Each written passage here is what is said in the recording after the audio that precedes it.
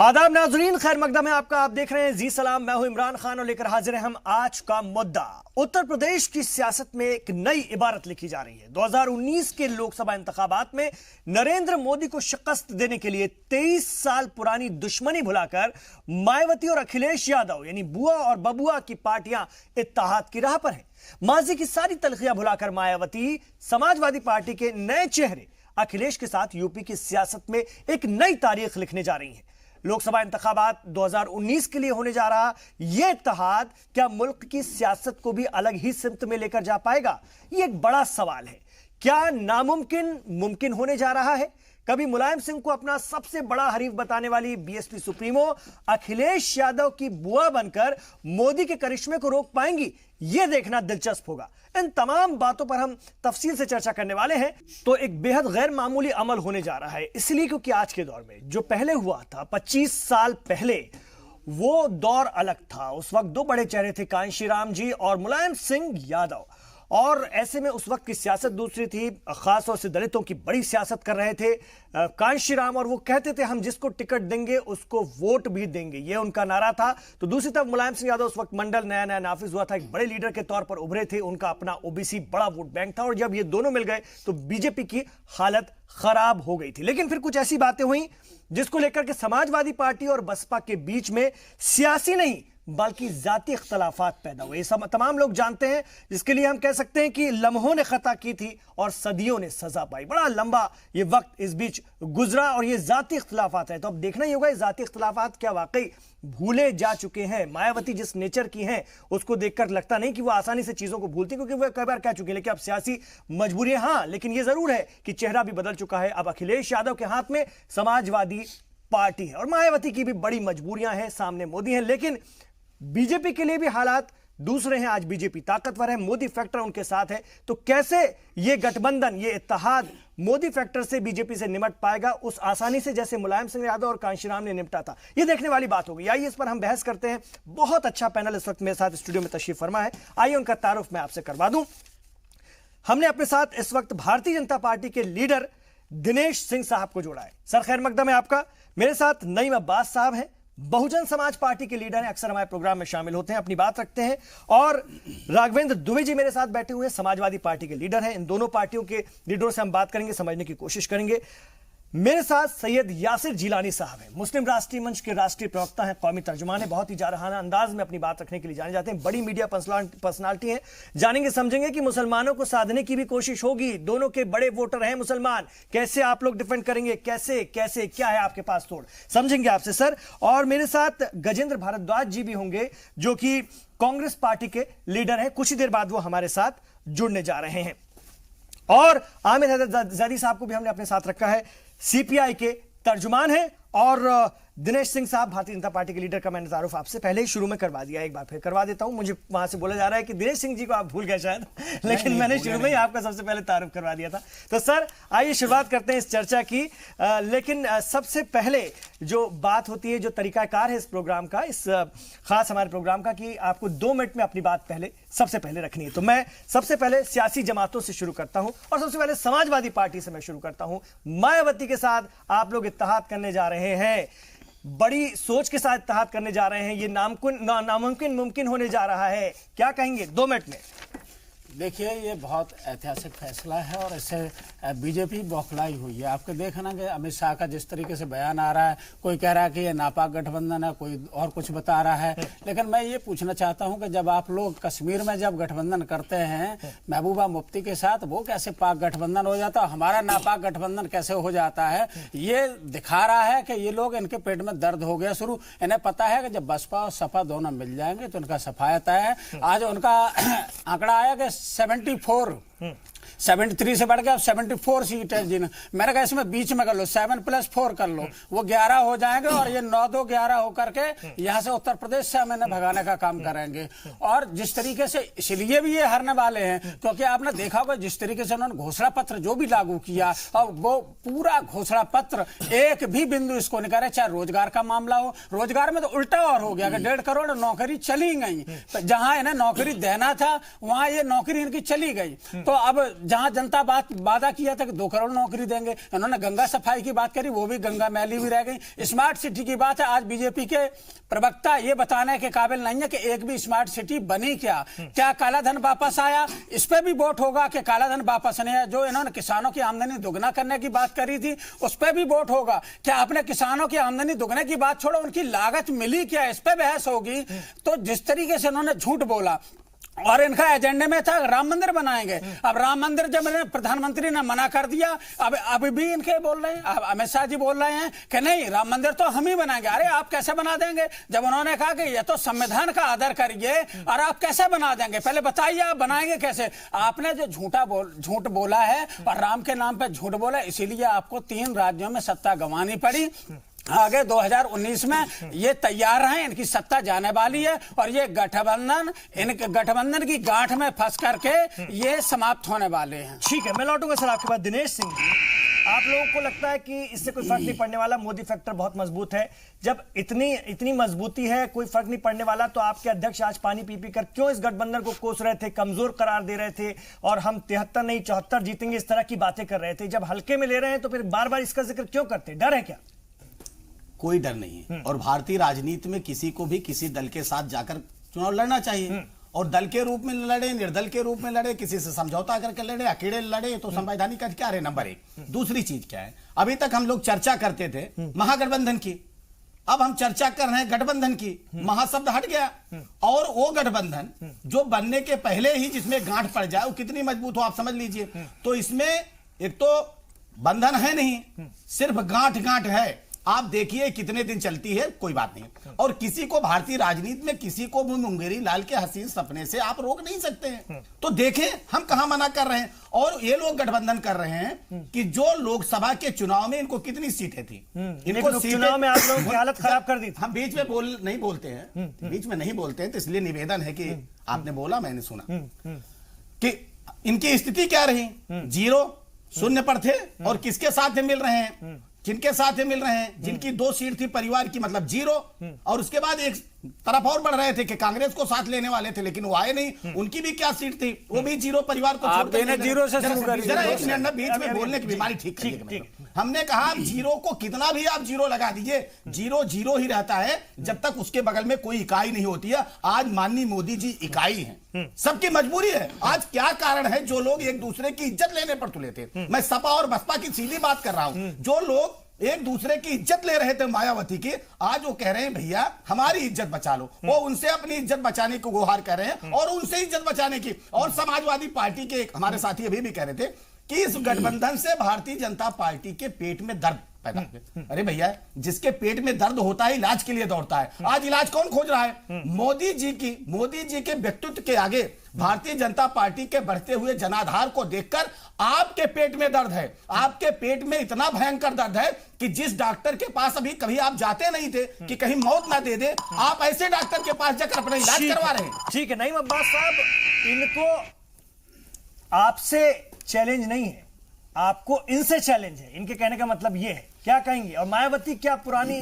बातों को, माजी को भूल चुकी हैं? तमाम बातों को उन्होंने भुला दिया है, क्या मजबूरी है?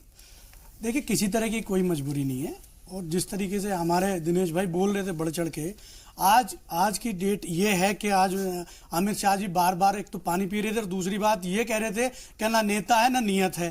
तो नेता और नियत तो आपकी थी बहुत पहले से। 2014 में आपने नियत भी दिखाई थी, नेता भी देश की जनता ने बना के नरेंद्र मोदी जी को प्रधानमंत्री बनाया था। आप ये बताइए कि आपने कितने काम किए। आज जब आपको अपना मैनिफेस्टो कार्ड में ये दिखाना था कि आपने कितना काम किया है देश के लिए, तो आज आप महागठबंधन पे या गठबंधन पे ठीकरा फोड़ रहे हो कि नहीं, इनका गठबंधन बहुत गलत है, ना नेता है ना नियत है, कुछ नहीं है। आप एक बात बता दीजिए, इनसे पूछिए कि 2016 में 41 करोड़ 80 लाख नौकरियां थी बिजनेस टुडे के अकॉर्डिंग, और आज 39 करोड़ 70 लाख नौकरियां बची हैं। तो 2 करोड़ नौकरियां देने की बजाय 2 करोड़ नौकरियां तो ये खा गए, ये नहीं दे पाए। और आज जिस तरीके से ये आरक्षण की बात कर रहे हैं, तो आरक्षण किस चीज में देना चाहते हैं? जब नौकरियां ही नहीं तो आरक्षण किस चीज का होगा? आप या तो माने कि हाँ, हमारी सरकार बिल्कुल पूरी तरीके से विफल हो गई, जो हमने जनता के साथ वादे किए थे वो सारे झूठे थे, किसानों के साथ जो वादे किए वो झूठे थे, ना ये स्वामीनाथन रिपोर्ट लागू कर पाए, ना डॉलर 40 पे लेके आए, डीजल पेट्रोल आज किस जगह चला गया, महंगाई कितने चरम सीमा पे ऊपर चली गई, आज इनको कोई ख्याल नहीं है। युवा बेरोजगार हो गया, बिल्कुल अंधकार में है। आज आपने कहा था कि हम 100 स्मार्ट सिटी बनाएंगे, मैं कह रहा हूं 100 स्मार्ट सिटी की तो बात, एक शहरी स्मार्ट सिटी बना देते, वो भी स्मार्ट सिटी नहीं बन पाया। 21 एम्स की बात कही गई थी, 21 एम्स में से क्या एक एम्स की क्या किसी एक छोटे से हॉस्पिटल की नींव नहीं रख पाए। और गंगा सफाई की बात बार बार इन्होंने कही थी कि हम आएंगे तो गंगा सफाई करेंगे, और बनारस को इन्होंने क्योटा बनाने की बात कही थी। आज मुझे बता दें, यहाँ हमारे जो है भाई बैठे हैं, क्या बनारस से दोबारा मोदी जी चुनाव लड़ने जा रहे हैं? मैं चैलेंज के साथ कहता हूं कि वो यूपी छोड़ के भागने वाले हैं। ठीक है, तो आप मुझे बताइए किस जगह से, किस तरीके से इनका लौटूंगा आपके पास, और भी बात करेंगे। सईद यासिर जिलानी साहब, ये तमाम लोग जानते हैं, उत्तर प्रदेश की हम बात करें, बड़ी तादाद में लोकसभा की सीटें यहां से आप पे आती है, और उत्तर प्रदेश की सियासी जो पहचान है वो मुल्क को कहीं ना कहीं मुतासिर करती है। यहां पर अगर दलित, ओबीसी और मुसलमान मिल जाते हैं, जो समाजवादी पार्टी और बीएसपी के वोटर्स कहलाते हैं, तो ऐसे में, और बाद में कांग्रेस भी अगर आ जाती है, तो फिर आप लोगों के लिए, भारतीय जनता पार्टी के लिए मुश्किलें पैदा हो जाएंगी। ऐसे में जो ख्वाब आप लोग देख रहे थे, आपका मुस्लिम राष्ट्रीय मंच या आपकी जो तंजीम है, मुसलमानों को आरएसएस की तरफ रागिब करने के लिए, बीजेपी की तरफ रागिब करने के लिए जो 4.5 साल से काम कर रही थी, उसकी तो यहां पर हवा निकल जाएगी। कैसे देखते हैं? देखिए, मुझे मैंने सबको सुना है, और खास करके जो विपक्ष के दो दल हैं, समाजवादी पार्टी और बसपा के जो लोग बार बार ये बात कह रहे हैं, मुझे हैरानी करती है कि ये जो लोग ये बात कह रहे हैं कि नापाक गठबंधन, वो बिल्कुल सही कह रहे हैं। कोई नेता नहीं, कोई नीति नहीं, इसलिए कह रहे हैं कि आपको शायद सर्किट हाउस का वो कांड भूल गए जो बहुजन समाज पार्टी की आदरणीय बहन जी के साथ हुआ, आप वो भूल गए। उसके बाद अगर ये गठबंधन करते हैं तो कहीं ना कहीं आप लालच के अंदर कर रहे हैं, आपको सत्ता की लालच है, आप सत्ता के बिना रह नहीं सकते, इसलिए आप इस तरीके से नीचे गिर के, जो नेता एक दूसरे नेता को देख नहीं सकते थे, जो नेता एक दूसरे के लिए मरने मारने के लिए तैयार होते थे, आज वो गठबंधन सिर्फ इसलिए कर रहे हैं कि दोनों का वजूद जो है वो उत्तर प्रदेश से समाप्त हो रहा है। पीडीपी मैं उस पर आऊंगा, इमरान साहब, मैं उस पर भी आऊंगा। आपको सुना है, मुझे सुनिए कि आप दोबारा ये बार बार आप ये बात कह रहे हैं कि पीडीपी की क्यों, पीडीपी में कश्मीर के हालात को देख के भारतीय जनता पार्टी ने पीडीपी को मौका दिया था कि राष्ट्र की तरफ आप आइए, क्योंकि भारत का अभिन्न अंग है, भारत का सिरमौर अगर कोई है तो वो कश्मीर है। कश्मीर में हालात सुधारने के लिए भारतीय जनता पार्टी ने एक ऐसे दल से समझौता किया जो हमारे, यानी जो राष्ट्रवादी विचारधारा से कहीं ना कहीं मेल नहीं खाता था। हमने सैक्रिफाइस किया वहां पे, यानी भारतीय जनता पार्टी ने सैक्रिफाइस करके अपना गठबंधन किया कि वहां हालात सुधरे। अब मैं तीसरे आपके पॉइंट पे आना चाहता हूं, जो हमारे नईम अब्बास भाई ने कहा कि काम ही नहीं हुआ कुछ। अरे साहब, इस सरकार की ऐतिहासिक फैसलों पे जाएं आप। इसी संसद ने, इसी हिंदुस्तान ने देखा SC ST बिल कैसे आया, इसी हिंदुस्तान ने ट्रिपल तलाक जैसी एक कुप्रथा जो मुसलमान भाइयों के बीच में रही उसको देखा, इसी सरकार के द्वारा जो अभी स्वर्णों के लिए जो आर्थिक रूप से गरीब अग्रणी जाति के लोग हैं, उनकी क्या हालत थी, और किसी सरकार ने इसके बारे में नहीं सोचा, लेकिन इस मौजूदा सरकार ने सोच के इतिहास बनाया। ठीक है, मुद्दे बड़े हैं। चैलेंज गठबंधन को या बाकी भी महागठबंधन अगर होता है तो रहेगा। बड़े मसले हैं, बड़े मुद्दे हैं, सामने मोदी फैक्टर है, कुछ बड़े फैसले भी हैं। आगे अभी जो रविशंकर प्रसाद ने इशारे दिए थे, और बड़े छक्के लगने वाले हैं, कुछ और ऐलान हो सकते हैं, किसानों के लिए कुछ हो सकता है। तो मुद्दे बड़े रहेंगे, इतना भी आसान नहीं रहेगा कि महागठबंधन बना लिया तो बीजेपी को निपटा देंगे, इतना आसान नहीं रहेगा। ठीक कह रहे हैं यासिर जिलानी साहब। मैं घनेंद्र भारद्वाज जी की तरफ भी बढ़ना चाहूंगा। घनेंद्र जी इस वक्त हमारे साथ जुड़ गए हैं। कांग्रेस इस गठबंधन में तो है ही नहीं, गठबंधन के लायक ही नहीं समझा बसपा सपा ने कांग्रेस को। रायबरेली और अमेठी में सिर्फ समर्थन करेंगे। आप मुस्कुरा रहे हैं, देखिए कांग्रेस को कहां लाकर छोड़ा इन लोगों ने। जी, पहले तो कल प्रेस कॉन्फ्रेंस होने दीजिए अखिलेश जी और मायावती जी की, तो उससे काफ़ी चीज़ें सामने आएंगी। जब तक प्रेस कॉन्फ्रेंस नहीं होगी उससे पहले हम कोई भी बयानबाजी नहीं करना चाहते। लेकिन ये तय है कि देश में 2019 का चुनाव बहुत क्रूशियल चुनाव है।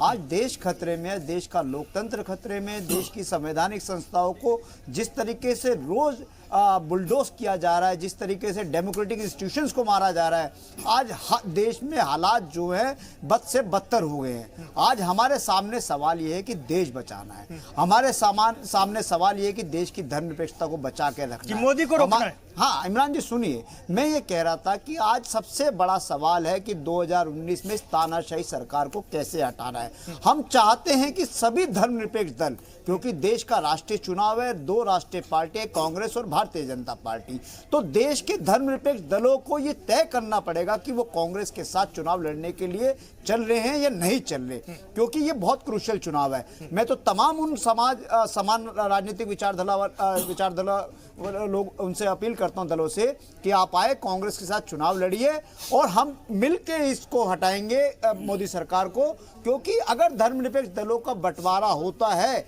तो उसका डायरेक्टली या indirectly benefit Bharatiya Janata party को मिलेगा। इतिहास कभी इस चीज को भूलेगा नहीं कि आपने इतनी बड़ी चूक करी। मैं तो कह रहा हूं कि कल आने दीजिए, उसके बाद देंगे, लेकिन हमें आप अंडर एस्टिमेट भी मत कीजिए, हमें आप कम मत आंकिए कि उत्तर प्रदेश में हमारी ताकत कमजोर है। उत्तर प्रदेश में हम अपने संगठन को खड़ा कर रहे हैं और निश्चित तौर पर अगर जो भी फैसला कल होगा उसके बाद हम स्ट्रेटेजी तय करेंगे, लेकिन हम तैयार हैं 80 की 80 लोकसभा सीटों पर चुनाव लड़ने के लिए। हमारे कार्यकर्ता तैयार हैं, हमारे नेता तैयार हैं, और मैं फिर इन बसपा से, सपा से, आरएलडी से, तमाम धर्मनिरपेक्ष दलों से अनुरोध करता हूं कि कल आप जो भी फैसला ले, लेकिन फैसला वो ले कि इतिहास में आपको शर्मिंदगी ना उठानी पड़े। इतिहास कहीं आपसे ये सवाल जब पूछेगा तो आपको इतिहास चिड़ी हुई है, कांग्रेस नाराज भी है और कांग्रेस को एकदम साइड लाइन किया है, और बसपा सपा अपनी ताकत उत्तर प्रदेश में ठीक तरह से जानती है, इसलिए वो समझ रही है कि क्या करना है। आमिर हैदरजादी साहब, कैसे देखते हैं जो ये इत्तेहाद होने जा रहा है, और क्या इतना आसान है ये, क्या कितना ये मुमकिन है? पहले तो बीजेपी के प्रवक्ता ने जो कहा मोदी इकाई हैं, वो इकाई हैं और इकाई ही रहेंगे, धाई नहीं बनेंगे, क्योंकि इकाई के अगर बाईं तरफ कितने भी जीरो लगा दो तो वो और उसकी कीमत कम होती चली जाती है। दूसरे, राष्ट्रवाद की बात हुई, ऐसे राष्ट्रवाद की तरफ कश्मीर के अंदर बुलाया था सन 2014 में, जहां 75% टूरिज्म था, अब वो वहां 0% हो गया। ऐसे राष्ट्रवाद की तरफ वो देश पलटा है। मसला ये, मैं कुछ और कहना चाहता हूँ, मुफलिस जो अगर तन की कबा बेच रहा है, वाइज भी तो मिंबर पे दुआ बेच रहा है। दोनों के दरपेश सवाल अपने शिकम का, एक अपनी खुदी, एक अपना खुदा बेच रहा है। देश इसकी बात नहीं हो रही है। आपको ऐसे ऐसे नेता मिलेंगे अब इस चुनाव के अंदर जो किसी आंदोलन में नहीं थे, कहीं नजर नहीं आएंगे, न जंतर मंतर पे, ना जिला हेडक्वार्टर पे, न कहीं, लेकिन अब वो मिलेंगे हाथ जोड़ते हुए कि साहब हम देश की सेवा करना चाहते हैं। मायावती अखिलेश यादव पे? मैं सबकी तरफ कर रहा हूँ, कहीं नहीं। जब किसान आंदोलन हो रहा था, घर बैठे थे। जब दलितों को पर अत्याचार हो रहा था, जब घर बैठे थे। जब मजदूर आंदोलन हो रहा था, तब घर बैठे थे। ये इस देश के प्रजातंत्र, देश की जनता को सोचना होगा कि जो चुनाव के अंदर आते हैं, क्या वो आपकी आवाज बुलंद कर रहे थे 5 साल तक, या घर बैठे थे, या पार्टी दफ्तरों में जाके ब्रीफकेस दे के आएंगे, चुनाव लड़ेंगे और करोड़ों रुपया खर्च करके वो आएंगे। ये देश की बदकिस्मती रही। ईमानदार राजनीति करने वाला भीमराव अंबेडकर किसी चुनाव नहीं जीत सकता था, लेकिन वो सबका आदर्श है। मौलाना हसरत मोहानी चुनाव नहीं जीत सके, लेकिन सबके आदर्श है, जिन्होंने इनकलाब जिंदाबाद का नारा दिया था, खालिक है उसके। आज के दौर के अंदर इरोम शर्मिला, जिसने 16 साल भूख हड़ताल की जनता के लिए, उसे 85 वोट मिलते हैं। तो जनता को सोचना है। बाद में रोते हैं सर कि हमारी समस्या नहीं सुनी जा रही, किसानों की हालत बद से बदतर हो गई, कि मजदूरों को मिनिमम वेज नहीं मिल रहा है, आंगनवाड़ी वर्कर नारा लगा रहा है 12,000 में दम नहीं, 18,000 से कम नहीं। तो वोटर को इस इत्तेहाद के साथ जाने से भी मना ही करते हुए नजर आ रहे हैं। ऐसा लग रहा है कि आप लोगों को ये इत्तेहाद भी पसंद नहीं है, और इस पर मैं बात करूंगा। हमारे जराए बताते हैं कि हालांकि प्रेस कॉन्फ्रेंस में साफ होगा, लेकिन हमारे जराए बताते हैं कि जो इत्तेहाद होने जा रहा है उसमें लोकसभा के लिए BSP 37 seat, SP 37 seat Uttar Pradesh में, आरएलडी को 4 सीटें दी जा सकती हैं। अजीत सिंह हालांकि हो सकता है ज्यादा मांग रहे हो, और वो अभी जिस तरह की बातें कह रहे हैं कि हमें तो कुछ पता ही नहीं है, वो उनका मामला कुछ किस हद तक सदता है ये देखने वाली बात होगी। और 2 अदर्स को देंगे। अमेठी और रायबरेली में कांग्रेस को सपोर्ट करेंगे। ये अभी है, ये जराए के हवाले से खबर है, पुख्ता बात नहीं है, लेकिन कुछ इसी तरह का हो सकता है। मैं नईम अब्बास साहब के पास जाना चाहूंगा। नईम अब्बास साहब, जब यासिर जिलानी साहब कह रहे थे कि मायावती जी गेस्ट हाउस मामले को भूल गई तो आप मुस्कुरा रहे थे। मेरा सवाल भी ये है कि आप समाजवादी पार्टी की सूरत बदल गई है और आपकी जरूरत बदल गई है, इसलिए अब सब कुछ हो सकता है। इमरान भाई देखिए, सूरत और सीरत वाली बात नहीं होती है। देखिए, जब की बात अलग है, आज की बात अलग है।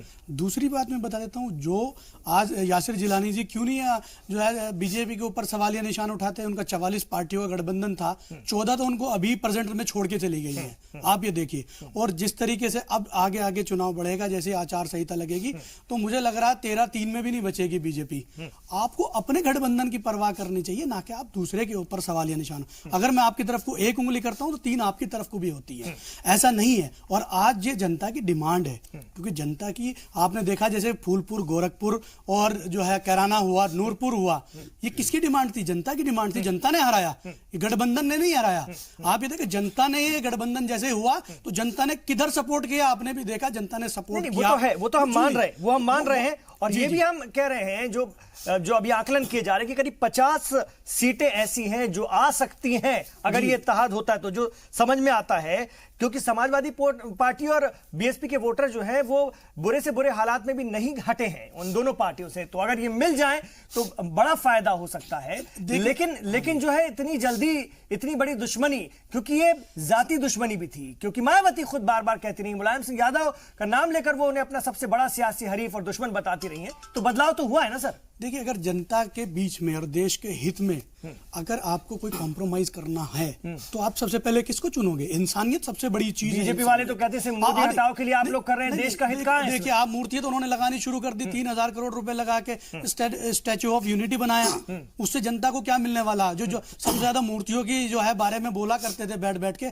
आज उन्होंने देश की इकोनॉमी एक स्टैच्यू ऑफ यूनिटी पे लगा के रख दिया। आप बताइए, अगर उन्होंने कोई एक छोटा सा भी स्कूल के ऊपर नींव तक भी रखी हो, कहीं भी नहीं रखी है, आप जवाब दिलवा दीजिए मुझे। आज 2 करोड़ नौकरियां चली गई है, वो मिली नहीं है जनता को, और जबरदस्ती की सौगात देने की कोशिश, अगर आज फिर दोबारा से ठगने की कोशिश करी जा रही है आरक्षण देने के। यही है, आप कह रहे हैं स्टैच्यू ऑफ यूनिटी के बारे, किसकी है वो? नहीं, आप मुझे बताइए, आप तो हर अच्छा एक बात बताइए, आप जानते हैं उनका इतिहास? अरे आप के लिए योगदान जानते हैं उनका? आप बाबा भीमराव अंबेडकर जी का इतिहास नहीं जानते हैं? आपको बाबा भीमराव अंबेडकर जी का इतिहास नहीं मालूम है?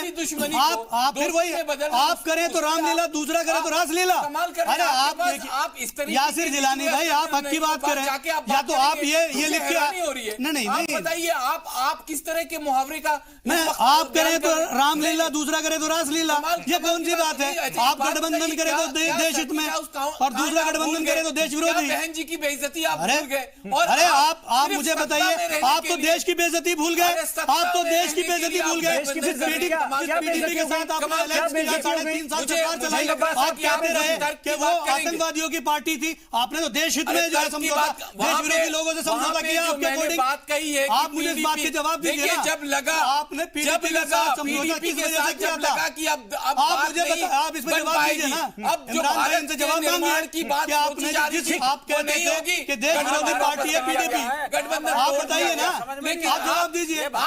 देखिए, कहाँ रहे हो आप लोग? आप जो बार बार कर रहे हैं, कहते हैं ना फूलपुर, आप जो बार बार कहते हैं फूलपुर, कैराना, इसकी बात करते हैं, परसेंटेज ऑफ वोट का भी एक बार ना आकलन कर लीजिए। हाँ, और आपको परसेंटेज ऑफ वोट 2014 में आया है, बताइए, दोनों अगर कंबाइंड भी हो जाएंगे ना, एक बात आप बिलीव करो कि आप जो कह रहे हो कि मैं भारतीय जनता पार्टी के ऊपर कोई सवाल क्यों नहीं करता हूं, क्योंकि मैं देख रहा हूं जिस तरीके से विकास का काम उत्तर प्रदेश में और भारत में हो रहा है। 58 रुपए चला गया, आज आप पेट्रोल डीजल लेके कहां चले गए?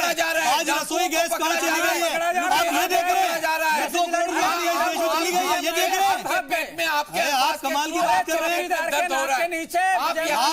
आप और सरकार एक तरफा देख रहे हैं। बड़े बड़े जो मंत्री है ना, 200-300 करोड़ के बंगलों में रह रहे हैं। अरे आप जय शाह की बात करिए ना, आज आप जय शाह के ऊपर बात करिए, 16,000 करोड़ की संपत्ति बढ़ गई है। गठबंधन कर रहे हैं, और मुझे यकीन है कि भारत की जनता और उत्तर प्रदेश की जनता समझदार है, सबक सिखाएगी। यासिर साहब, आप एक बात सुनिए, जो आप बात कर रहे हैं आंकड़ों की, हम देखते हैं 2007 में वोटिंग परसेंट बीजेपी का 15% करीब था उत्तर प्रदेश में, 2014 में ये 40% के ऊपर पहुंच गया। विधानसभा चुनाव में भी 40% के आसपास था। अब ये जो 3-4% होता है, इसी पर मोदी फैक्टर या मोदी की जो सुनामी थी, जो लहर थी, वो असर करती, ये इधर उधर होता है। अब ये बात देखिए कि वक्त के साथ साथ वो कम भी होती है, उसका असर दिखा मध्य प्रदेश में, राजस्थान में, छत्तीसगढ़ में। तो ये 3-4% अगर उत्तर प्रदेश में इधर उधर हो गया तो बहुत बड़ा नुकसान हो जाएगा भारतीय जनता पार्टी को। आप इसको भी समझिए। ये आप आकलन लगा रहे हैं और देखिए आप जो 3 स्टेट की बात कर रहे हैं उसमें मार्जिन ऑफ जो इनकी जीत है, जिसपे ये बहुत इतरा रहे हैं विपक्ष के दल और कांग्रेस, कितने वोटों से, वहां किस मार्जिन से आप जीते हैं। आप इतना अहंकारी 3 जीत से मत होइए, जो बार बार इनके प्रवक्ता और इनके साथ के दल के लोग जो आके बात करते हैं वो आंकड़े, हाँ बिल्कुल हार हुई है, हार को एक्सेप्ट किया है, लेकिन एक बात आप ध्यान रखिए कि क्या मायावती जी, अच्छा मेरा, अरे श्रीमान जी, आप क्या बात करेंगे? जिन लोगों ने राम भक्तों पे गोली चलवाई वो राम का नाम ना ले, आप भी राम भक्त हैं, आप ना ले। आप मुझे ये बता दीजिए कि कल के प्रेस कॉन्फ्रेंस में, अखिलेश यादव आपके भैया लेंगे, ये बताइए तय कौन करेगा?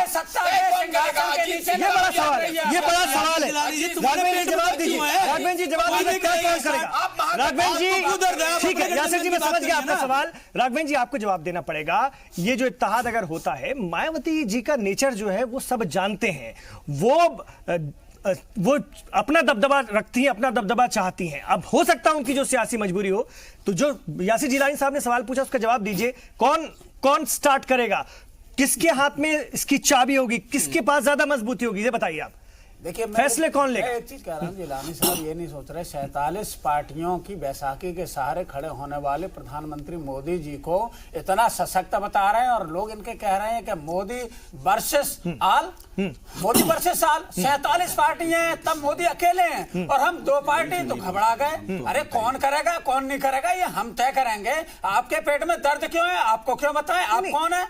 आपके दोनों लीडर बेगानी शादी में अब्दुल्ला दीवाना, नहीं सवाल तो उठेगा ना सर, को मुश्किल है समझाना। तो भाई आप बीच में कूद रहे हैं, हम करेंगे तय, और ये भी तय करेंगे कि आपका सफाया सुनिश्चित कर दें। अभी हमने कहा था ना कि 74 का आंकड़ा दे रहे हैं, उसमें प्लस आ जाएगा, 7+4। ठीक है दिनेश जी आप ही जवाब दे दीजिए। बेगानी शादी में क्यों आप अब्दुल्ला दीवानी हो जा रहे हैं? लेना देना नहीं है तो फिर क्या मतलब है संजीदगी से लेने? ना, असल में क्या दिक्कत है, इसलिए अब्दुल्ला दीवाना हो रहा है कि एक बार शादी तो राहुल गांधी के साथ करते हैं, और तलाक हो जाता है तो दूसरा निकाहनामा करते हैं ना हलाला के बाद, इसलिए तकलीफ हो रही है। और सुन लीजिए, अब मैं बीच में बोलता नहीं हूं। देखिए मुझे लगता है किसी भी व्यक्ति को, अब मुझे नहीं लगता भैया इज्जत सबसे बड़ी चीज है, सत्तावाद की बात है, और कम से कम महिला के लिए मैं समझता हूँ इज्जत से बढ़कर कुछ नहीं। अगर आप जरा एक मिनट बीच में बोलने की बीमारी नहीं है। ना हम जरा सुन लीजिए, आप जवाब दीजिएगा अपने टर्म में, जितना आपको जवाब देना हो आप सुनिए। आप जरा बीमारी अपनी ठीक करिए, मैं आपको सुनता हूं, जितना आप बोलते हैं सुनता हूं।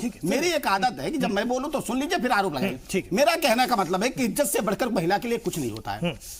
गेस्ट हाउस कांड की बार बार बात की जा रही, पता है वो हमारे नेता आज स्वर्गीय हैं, ब्रह्मदत्त द्विवेदी जी अपने कुर्ते को निकालकर मायावती को दिए थे, अपनी इज्जत बचाई थी। कोई बात नहीं है, आप प्रयोग करिए, आप प्रयोग ही कर रहे हैं। एक प्रयोग आपने किया था पिछले चुनाव में और चले गए थे कांग्रेस के साथ, आपने हसर देख लिया, हाथ आप साइकिल ने हाथ का हाथ थामा लेकिन साइकिल नहीं चली। इस बार हाथी साइकिल पर बैठने वाली है, तो साइकिल की क्या स्थिति होगी जरा देखिए। और तीसरी बात करते हैं, अरे जरा ये हमारी सबसे बड़ी जीत है, जरा सुनिए, गठबंधन आप बोलते हैं, मैं सुनता हूं, जरा सुन लीजिए ना। अरे और जनता जान गई है ऐसी चीज ना, इस तरह से आप अपने लिए बात नहीं कर पा रहे, आप अपने वादों के बारे में जवाब नहीं दे रहे। पूरी बात कीजिए, पूरी बात पेट में। ठीक है सर, भाई आऊंगा आपके पास, ठीक है, सिर्फ गठबंधन के लिए होंगे। क्या हुआ नहीं सुना, एक मिसाल ऐसी है, सुनने वालों तक मैसेज साथ जाना चाहिए। आप बोलिए, मिसाल ऐसी है कि पूरा जिस्म छोड़ के जख्म पे बैठते हैं, हो गया ये बिल्कुल उसी तरीके से।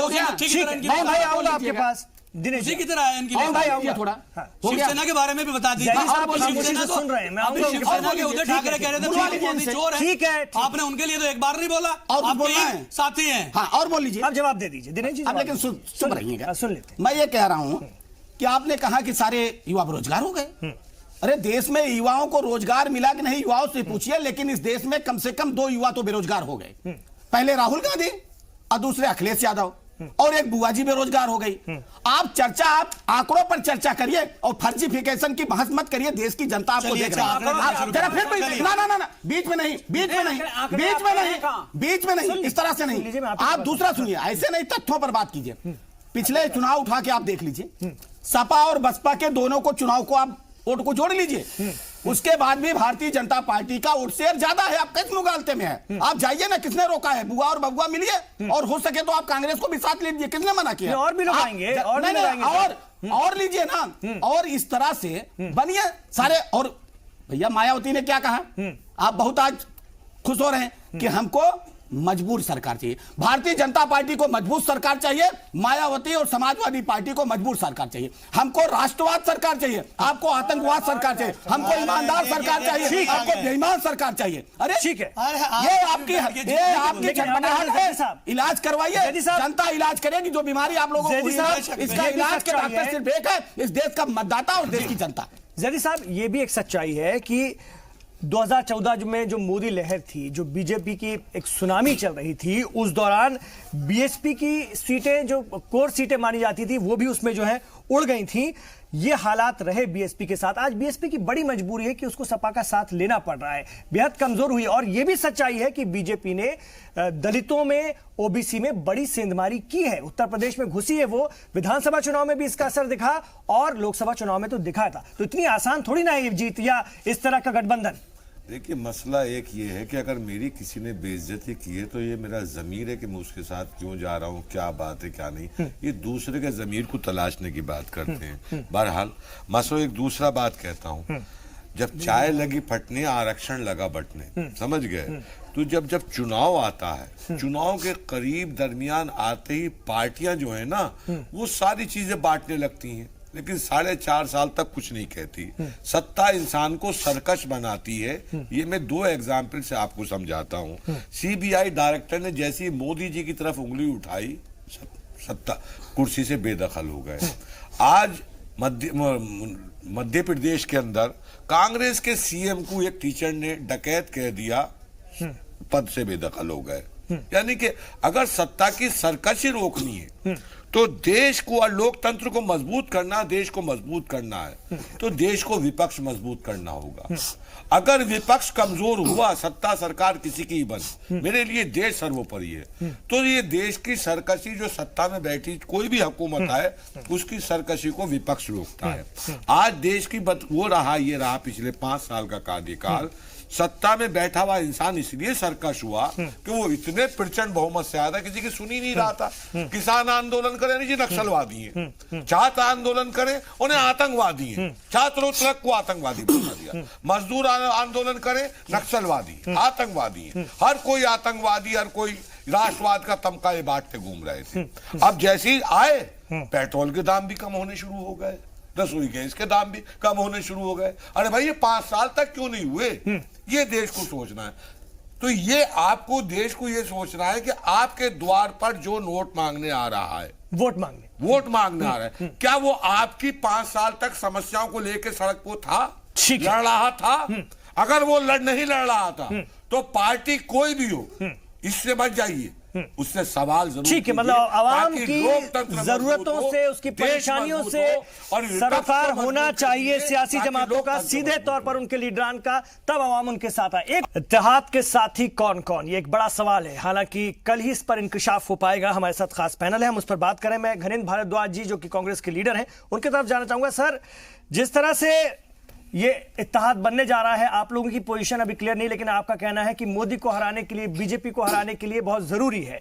लेकिन अभी आर्थिक आरक्षण बिल पास हो गया, किसानों को लेकर भी अभी कुछ बड़ा मामला आने वाला है, कुछ दिनों में जो इशारे मिल रहे हैं, कोई बड़ी बात आने वाली है। ऐसे में आप लोगों के लिए भी बहुत मुश्किल होने जा रहा है। ये इतना भी आसान नहीं है कि कोई बड़ा इत्तेहाद हो जाएगा और आप लोग, कांग्रेस तो वैसे ही खुश हो जाएगी, यूपी में 2 सपा बसपा मिल गए, चलो मोदी को हराने के लिए एक बड़ा गठबंधन बन गया। इतना भी आसान नहीं है, मोदी फैक्टर है सामने। इस देश की जनता जानती है कि 4.5 साल में सरकार ने कुछ नहीं करा, क्योंकि अब चुनाव आ रहा है। चुनाव आने से पहले इस तरीके के लॉलीपॉप और इस तरीके के पैकेज सामने आएंगे, सब लोगों को पता है। अरे देश में नौकरियां है नहीं, आरक्षण किसको दोगे? केंद्र सरकार में 24 लाख नौकरियां अभी भी पड़ी हुई हैं, जिनको इस सरकार ने भरा नहीं है। अरे लोकसभा और राज्यसभा में आपने सपोर्ट किया है। अरे सुन लो, 30 सेकंड का समय दीजिए। 30 सेकंड के लिए आऊंगा आपको। जी, मैं सुन लो इमरान जी, मैं ये कह रहा हूँ, जब नौकरी नहीं है तो आप आरक्षण किसको दोगे? बिल्कुल। आपने कहा था कि 2 करोड़ रोजगार जो है हर साल हम नौजवानों को दुबई देंगे। में आपके लीडर आर्म्स हुआ क्या, आर्म्स डीलर से मिलते हैं, उस पर कुछ मात्र बोलिए। 8 लाख रोजगार भी आप नहीं, सिर्फ रोजगार पे हमको और 2018 का अगर आंकड़ा निकालोगे, ठीक है, 2018 में 1 करोड़ 20 लाख लोगों को अपनी नौकरी से हाथ गंवाना पड़ा इस सरकार की गलत नीयत के चलते, सरकार की गलत पॉलिसी के चलते। जीएसटी और नोटबंदी के नाम पे छोटे कारोबारियों को मारा गया, छोटे कारोबार सारे खत्म हो गए। लेकिन उत्तर प्रदेश में राहुल गांधी की पतंग काटी है कि नहीं? इमरान जी, उत्तर प्रदेश में सुन लो, कांग्रेस की इमरान पतंग जी, काटी है कि नहीं? बसपा और सपा ने, आप ये इमरान बताइए। जी, सुन लो, इस देश के लोगों ने भारतीय जनता पार्टी की सच्चाई जान ली है। ये देश का नौजवान, देश का किसान, अरे उत्तर प्रदेश देश का जैसे बड़ी मजदूर, रियासत देश में आप का लोगों को आदिवासी, गठबंधन में शामिल देश नहीं का किया जा रहा है दलित, ठीक देश तरह का से, उस अगला, पर तो देश का बोलिए। पिछड़ा। तमाम लोग भारतीय जनता पार्टी के खिलाफ एकजुट हैं। 2019 में इस तानाशाही सरकार को हटाना है। इस देश के लोगों के जो अच्छे दिन जो इस सरकार ने खा लिए, उन देश के लोगों के अच्छे दिन वापस लाने, इस देश को फिर से डेवलपमेंट की राह ठीक है, पे वो लेके जाना है। आप मूल मुद्दे ये पर नहीं देश जाएंगे। ठीक पिछले है राघवेंद्र जी, आप उस पर नहीं आ रहे हैं, मैं 5 समझ रहा हूँ साल आपकी पीछे सियासी करके मजबूरी में समझ कुछ रहा हूँ। नहीं करा, सिवाय लोकतांत्रिक कांग्रेस इसमें संस्थाओं अपनी को अपनी ध्वस्त रोटी देख रही है हिसाब से। ठीक है, मैं समझ गया सर, मैं समझ गया। राघवेंद्र जी, मैं आपसे ये जरूर पूछूंगा, अवैध खनन मामले में अखिलेश यादव पर शिकंजा कसने की फिराक में है सीबीआई, लेकिन अब चुनाव का काउंटडाउन शुरू हो गया। आपको लग रहा है कि ये मुद्दा अब ये लेट हो गया है, इससे आप लोगों को कोई बड़ा नुकसान नहीं होगा क्योंकि ये इत्तेहाद न हो जैसा कि आप लोग कह रहे थे? इसके लिए तमाम कोशिश है, हालांकि वो कह रहे हैं कानून अपना काम कर रहा है, सीबीआई अपना काम कर रही है, लेकिन ये भी एक फैक्टर है आप लोगों के साथ। देखिए, दिल्ली में आपने देखा जैसे गठबंधन की बात हुई, अगले दिन ही ये सीबीआई के छापे शुरू हो गए। और आपने देखा होगा सीबीआई के डायरेक्टर का जो हश्र हुआ वो सबने देखा, जिस तरीके से उनको छुट्टी पे भेज दिया गया। सुप्रीम कोर्ट ने कहा कि असंवैधानिक था, इसको विधायिका को इसमें हस्तक्षेप नहीं करना चाहिए था। उसके बाद आज उनको जिस पोस्ट पे भेजा उन्होंने उससे इस्तीफा दे दिया। ये सरकार की कार्य प्रणाली दिखाती है। सुप्रीम कोर्ट के जज जहां आकर के प्रेस कॉन्फ्रेंस करें वो सरकार की कार्य प्रणाली दिखाती है। अब सरकार को इसलिए घेरा जाएगा कि जहां इतने ये दूसरे पे भ्रष्टाचार, इलेक्शन में ये बात जाएगी, इलेक्शन में ये बात जाएगी, जाएगी या नहीं जाएगी? इलेक्शन में हर चीज जाएगी, ये बात भी जाएगी और इलेक्शन में ये भी बात जाएगी कि जिस तरीके से हमने विधानसभा, जब हमारी सरकार थी उत्तर प्रदेश के अंदर, अखिलेश यादव ने जिस तरीके से अपने विकास के कार्य गिनाने का काम किया था, उस टाइम प्रधानमंत्री मोदी जब उत्तर प्रदेश में जाते हैं विधानसभा के चुनाव के अंदर, तब शमशान और कब्रिस्तान की बात करते हैं, हम विकास की बात करते थे, तो कभी राम मंदिर का मुद्दा उठाते हैं। तो इस तरीके से जो ये मुद्दे उठा रहे हैं उनको भी पूरा नहीं कर पाए। अब इनके प्रधानमंत्री कह रहे हैं कि सुप्रीम कोर्ट पे है, तो आपने 89 से लेकर के अब तक लोगों को मूर्ख कैसे बनाया, वो जनता जवाब लेगी 2019 के। ठीक है दिनेश जी जवाब दीजिए, फिर मैं 30 सेकंड तक सबके फाइनल कमेंट लूंगा जी। एक तो सब लोग कह रहे हैं कि रोजगार है नहीं तो आप आरक्षण किसको देंगे? जब गरीबों को न्याय मिला कि किसी भी सामान्य जात के किसी भी व्यक्ति को जो है 10% आरक्षण मिलेगा जो गरीब है वास्तव में, तो एक तो इनकी दोगली नीति, संसद में सारे लोगों ने उसका समर्थन किया, बाहर आके ये बात कर रहे हैं। अगर हिम्मत है तो रोजगार तो सबके लिए नहीं होगा ना, सिर्फ गरीब सवर्ण सामान्य वर्ग के लिए नहीं। आप यही बात क्या दलितों के बारे में कह सकते हैं, दलित आरक्षण के बारे में? क्या यही बात अगर आप में नैतिक साहस है तो आप क्या पिछड़ों वर्ग के बारे में कह सकते हैं? इसलिए आपके पेट में दर्द ये हो रहा है कि अरे भैया ये क्या कर दिया मोदी जी ने, जिसको हम ख्वाब में सोच रहे थे, आज हकीकत में कैसे बदल दिया। ठीक है, अब हम लोग 30 सेकंड में की बात है, 30 सेकंड में अपनी बात रखेंगे, अपने फाइनल कमेंट रखेंगे। आखिरी मरहले में मैं सैयद यासिर जिलानी साहब आपसे शुरुआत करते हैं, 30 सेकंड में फाइनल कमेंट। देखिए, मैं तो समाजवादी पार्टी को सिर्फ ये कहूंगा कि पहले वो आज का थोड़ा सा होमवर्क करके आते। जो शिवपाल यादव जी ने आज कहा है कि मैं पोल खोलूंगा अपने ही समाजवादी पार्टी के बारे में अगले चुनाव में, तो उस पर क्या नजरिया होगा, गठबंधन का कैसे, इनको कितनी सीटें मायावती बहन जी देंगी, उस पर कंसंट्रेट करें और कोशिश ये करें कि इस पिछली बार तो 7 सीट आ गई थी, इस बार उससे भी कम होने जा रही है, क्योंकि ये सारी चीजें जो हैं, जिस तरीके से भारत को मजबूत किया, उत्तर प्रदेश को मजबूत किया इस सरकार ने, आने वाले चुनाव में मुझे लगता है 75 के आसपास सीट भारतीय जनता पार्टी। ठीक है 2000। ठीक है राघवेंद्र जी 30 सेकंड। मैं ये कहना सकता हूँ, जिलानी साहब ने तो बीजेपी का सिंदूर अपने मांग में भर रखा है, इनको कुछ दिखेगा नहीं इस समय। मैं कहता हूँ कि देश के हालात बदलता रहे, और जिस तरीके से उन्होंने जो घोषणा पत्र में वादे किए थे, जनता से झूठ बोला, उसका इनको पाप, उसका दंड भुगतना पड़ेगा। राम की जो कसम खाई उसका भी दंड भुगतना पड़ेगा। किसानों की आय जो डबल इन्होंने करने की बात करी थी, किसानों का मुआवजा। शिवपाल यादव जी स्वतंत्र है, आप भी स्वतंत्र है, आपको किसने पकड़ा? आप भी स्वतंत्र है, सब लोग अपना प्रयास करें। तो आपका वोटर बसपा को वोट करेगा शिवपाल यादव को, ये भी बता दीजिए। हमारा बिल्कुल हमें वोट करने जा रहा है, और निश्चित रूप से हम बीजेपी का सफाया करने वाले हैं उत्तर प्रदेश में। ठीक है, देखते हैं क्या होता है। नईम अब्बास साहब, देखिए बार बार जैसे शिवपाल जी की बात बार बार निकाल के लेके आ रहे हैं। शिवपाल जी आपसे भी ये सवाल है, आपका वोटर जी आपका वोटर सपा को वोट करेगा जहां आप लोग हमारा छोड़ेंगे उनके लिए वोटर तो जगह। आपने देख लिया, जहां माननीय बहन जी ने एक बार बोल दिया वो फाइनल हो गया। आपने उपचुनाव में भी देख लिया और ये सब लोग जानते हैं कि शिवपाल जी को बहन जी की कोठी किस बिना पे मिली थी। ये भी सब लोग जनता जानती है। ये सब पैतरे है कि आज शिवपाल जी उनकी बातें निकाल के ला रहे हैं। और रही उसकी बात कि इन्होंने ये कहा कि हम लोग जो है तथ्यों पे बात करें, तो एक आरटीआई के मुताबिक जो है ये आरटीआई लगाई गई कि आपने कितना जो है युवाओं को रोजगार दिया। ठीक है, उसमें भी ठीक है ये कहा गया कि कोई पूरा हुआ रोजगार बात सर। ठीक बताने के हमारे पास आंकड़े नहीं है। घनेंद्र भारद्वाज जी, घनेंद्र जी जी इमरान जी 30 सेकंड में अपनी बात रखिए। देखिए इमरान जी, सीधी सी बात यह है कि देश में इस तरीके से जो सरकार चल रही है और आज जो देश के हालात हैं उससे ये साबित होता है कि देश के तमाम विपक्षी दल, क्योंकि ये चुनाव जो है देश में दो ही राजनीतिक दल हैं, राष्ट्रीय कांग्रेस और भारतीय जनता पार्टी, तमाम धर्मनिरपेक्ष दलों को ये फैसला लेना है कि 2019 के चुनाव में वो कहां खड़े हैं। अगर 2019 के चुनाव में जो भी धर्मनिरपेक्ष दल अगर कांग्रेस के साथ नहीं खड़ा होगा तो इतिहास उसको कभी माफ नहीं करेगा। इतिहास में जवाब देना पड़ेगा कि अगर आप हमारे साथ नहीं हो तो इसका मतलब ठीक है। कांग्रेस को अभी भी सपा बसपा हल्के में ले रही है सर। बिल्कुल कांग्रेस की ना तो उत्तर प्रदेश में कोई इज्जत कर रही है और ना ही कोई उन्हें सम्मानजनक सीटें देने के मूड में। ये बिल्कुल सच्चाई है और कड़ी सच्चाई है, कल भी प्रेस कॉन्फ्रेंस में दिख जाएगा।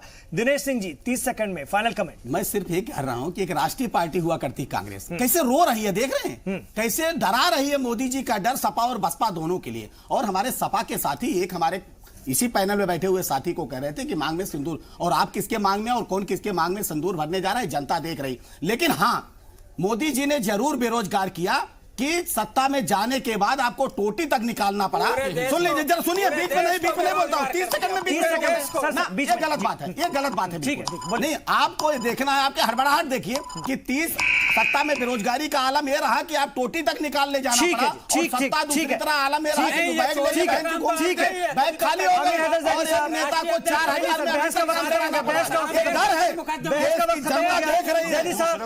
जैदी साहब, आज मुझे आप लग रहा है आपके लिए खास तौर से आप सियासी तज्जियाकार के तौर पर ज्यादा है, तो फाइनल कमेंट आपका 30 सेकंड में राजनीतिक विश्लेषक के रूप में। देखिए बंदर बाट हो रहा है इस समय, जैसे सारा अधिकार इनका ही है। मैं पूछना चाहूँ, उत्तर प्रदेश की ज्यादा बात हो रही है। 2016 का भर्ती अभ्यर्थी, सफल अभ्यर्थी, दरोगा अभ्यर्थी दर दर भटक रहा था, पार्टी कहां थी? 2013 के सिपाही अभ्यर्थी दर दर भटक रहे थे, पार्टी कहां थी? बीएड टीचर, जदीद अध्यापक जिन्हें 34 महीने से तनख्वाह नहीं मिली, उर्दू टीचर, पीटीआई टीचर, ये दर दर भटकते रहे 4.5 साल तक।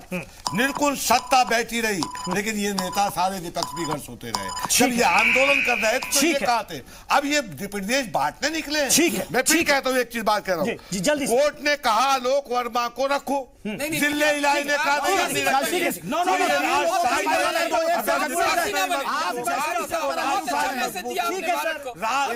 जनता को तय करनी है, जनता को तय करने दीजिए। वक्त पूरा होता है यहाँ से भाई, वक्त पूरा होता है। ये बहुत अच्छी बात है कि कुछ लोगों को 34 महीने ठीक है सर, एक नई बहस यहाँ से नहीं शुरू हो सकती। माफी चाहता हूँ। अब कल देखना ये दिलचस्प होगा कि प्रेस कॉन्फ्रेंस में दोनों सियासी पार्टियां क्या कुछ ऐलान करती हैं, किसको कितनी सीटें मिलने जा रही है, देखना दिलचस्प होगा। और ये गठबंधन, ये इत्तेहाद उत्तर प्रदेश में क्या गोल खिलाता है, आगे आने वाले दिनों में इसके क्या साइड इफेक्ट्स देखने को मिलते हैं, ये भी बड़ा दिलचस्प होगा देखना। बहुत शुक्रिया इस चर्चा में हिस्सा लेने के लिए और इस चर्चा को देखने के लिए आप लोगों का भी। आप रहिए जी सलाम के साथ।